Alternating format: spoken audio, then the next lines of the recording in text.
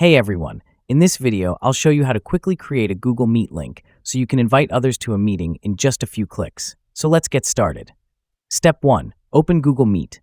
Go to google.com and click the Google Apps icon top right. Select Google Meet or go directly to meetgoogle.com. Step 2. Create a meeting link. Click New Meeting. Select Create a Meeting for later. A unique Google Meet link will appear. Step 3. Copy and share the link. Click Copy to save the link. Send it via email, chat, or message. Step 4. Join the meeting.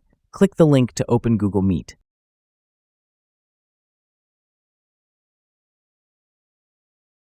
Press Join Now. Admit participants as needed. And that's it. You've successfully created and shared a Google Meet link in seconds. If this helped, please like and subscribe for more quick tutorials. Thanks for watching, and I will see you in the next video.